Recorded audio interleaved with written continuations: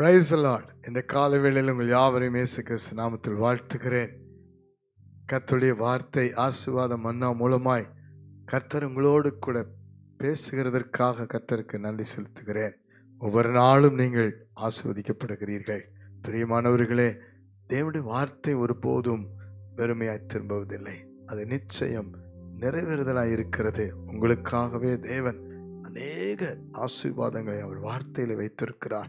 வார்த்தையை நம்புங்கள், அவருடைய வார்த்தைக்கு ஒப்பு கொடுங்கள், வார்த்தையை விசுவாசித்து ஜெபியுங்கள், அவரையே நோக்கி பாருங்கள். இப்பொழுதும் உங்களுக்காக இந்த காலை வேளையில பேசுகிற தீர்க்கமான வார்த்தையை பார்த்து ஜெபிக்க போகிறோம். தேவன் உங்களுக்காய் பேசுகிற வார்த்தை உபாகமத்தின் புஸ்தகம் 28ஆம் அதிகாரம் 8ஆம் வசனத்தை வாசித்து பாருங்கள். கர்த்தர் உன் களஞ்சியங்களிலும் நீ கையிடும் எல்லா வேலைகளிலும் உனக்கு ஆசீர்வாதம் கட்டளையிடுவார். உன் தேவனாகிய கர்த்தர் உனக்கு கொடுக்கும் தேசத்திலே உன்னை ஆசீர்வதிப்பார். ஹல்லேலூயா, ஹல்லேலூயா. களஞ்சியங்களிலும் வேலையிலும் தேசத்திலும், பிரியமானவர்களே, கர்த்தர் நமக்கு கொடுத்திருக்கிற தேசம், குடும்பம், வாழ்க்கை, சம்பாத்தியம், நம்முடைய ஆவிக்குரிய வாழ்க்கையில களஞ்சியம் சேமிப்பை குறிக்கிறது. 5 அப்பம் 2 மீனை இயேசு கிறிஸ்துவனுடைய கையிலே கொடுத்த பொழுது அவர் அதை வாங்கி ஆசீர்வதித்து வானத்தை நோக்கி பார்த்து ஜெபித்து அதை பிட்டு அதே சீசர்கள் கையிலே கொடுத்தார். அது 5000 பேருக்கு நிறைவாய் ஆசீர்வாதமாய் மாறினது. மீதியானதை 12 கூடைகள் எடுத்தார்கள் என்று வேதத்தில் வாசிக்கிறோம். களஞ்சியங்கள் எப்பொழுதும் குறைவுபடுவதில்லை. கையிட்டு செய்கிற பிரயாசங்கள் குறைவுபடுவதில்லை. நாம் கர்த்தருக்கு நம்மை ஒப்பு கொடுக்கும் பொழுது குடும்பத்தை, வேலையை, சம்பாத்தியங்களை, வியாபாரங்களை கர்த்தருக்கென்று ஒப்பு கொடுத்து பாருங்கள். உங்களுடைய அறிவிலே, உங்களுடைய புத்தியிலே, உங்களுடைய சுய பலத்திலே, சுய புத்தியிலே இதுவரைக்கும் செய்து களஞ்சியங்கள் எல்லாம் காலியாய் போனது போதும், வேலையெல்லாம் இழந்தது போதும், ஒரு மாற்றமும் முன்னேற்றமும் இல்லாமல் இருந்தது போதும், கடன் கடன் என்று வாழ்ந்தது போதும். இப்பொழுது கர்த்தருடைய வாக்குத்தத்தத்தை பிடித்துக் கொள்ளுங்கள். உங்களுக்கு கொடுக்கிற தேசம், அன்றைக்கு ஆதியாகமம் 26ஆம் அதிகாரத்திலே 1, 2, 3 ஈசாக்கு பஞ்ச நாட்களிலே ஆண்டவர் வார்த்தைக்கு கீழ்ப்படிந்ததினாலே இந்த தேசத்திலே நான் உன்னை ஆஸ்வதிப்பேன் என்று சொன்னார். அவனுக்கு விரோதமாயிருந்த எல்லா சூழலையும் மாற்றினார்.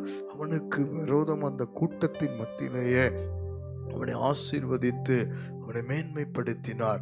100 மடங்கு ஆசீர்வாதத்தை பஞ்ச நாட்களில் கொடுத்தார். தேவனால் எல்லாம் கூடும். மனம் கலங்காதிருங்கள். பிள்ளைகள் வேலையை ஆசீர்வதிப்பார். உங்களுடைய வேலையை கூட கர்த்தர் பல மடங்கு ஆசீர்வதித்து உயர்த்துவார். ஒருவேளை இன்று வரைக்கும் வேலை இல்லாமல் இருக்கிறீர்களோ, ஒருவேளை வியாபாரம் இல்லாமல் இருக்கிறீர்களோ, உங்களை ஆண்டவருக்கு ஒப்பு கொடுங்கள். பஞ்சத்தின் மத்தியில தான் ஈசாக்கு கீழ்ப்படிந்தார் என்று வேதம் சொல்லுகிறது. அந்த வார்த்தையின்படி நீங்கள் இன்றைக்கு ஆண்டவருக்கு உங்களை, குடும்பத்தை ஒப்பு கொடுத்து பாருங்கள். எல்லா வேலையிலும் என்று சொல்லும் பொழுது கர்த்தருக்கு சித்தமான ஒரு வேலையை நீங்கள் கேளுங்கள். கர்த்தருக்கு சுத்தமானபடி நீங்கள் ஆசீர்வாதமாய் மாறுவதற்கு ஒப்பு கொடுங்கள். எல்லாவற்றையும் கர்த்தர் கையில் ஒப்பு கொடுக்கும் பொழுது அவர் ஆசீர்வதித்து கடன் இல்லாமல் நடத்துவார், சேமிப்பை கொடுப்பார். ஒரு களஞ்சியங்கள் எப்பொழுது நிரம்பி இருக்கும். இப்பொழுது ஜெபிப்போமா? கர்த்தரின் ஆசீர்வாதத்துக்காக மாத்திரமல்ல, நீங்கள் அநேகருக்கு ஆசீர்வாதமாய் இருக்கும்படி இப்பொழுது ஒப்பு கொடுங்கள்.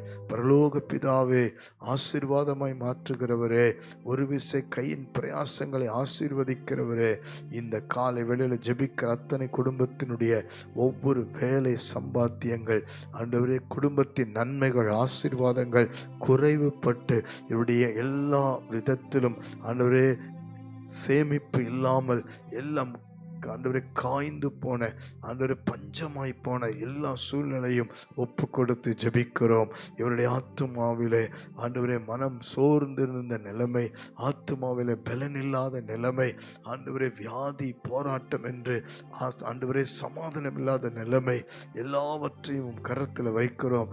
இப்பொழுதிலிருந்து இவர்களுடைய களஞ்சியம் என்று சொல்லுகிற ஒவ்வொரு வாழ்க்கை பகுதியும் ஆண்டவர் இவர்கள் செய்கிற வேலைகளிலும் ஒரு பலனை, ஒரு ஆசீர்வாதத்தை கட்டளையிடும்படி ஜெபிக்கிறோம்.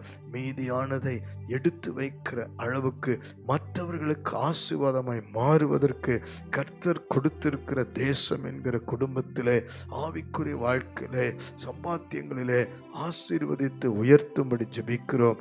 ஈசாக்கை 100 மடங்கு ஆசீர்வதித்தது போல ஆண்டவரை பலுகி பெருக பண்ணும்படி ரகபோத்தை உண்டாக்கினது போல கர்த்தர் ஆசீர்வதித்து ஒவ்வொருத்தரையும் உயர்த்தும்படி ஜெபிக்கிறேன்.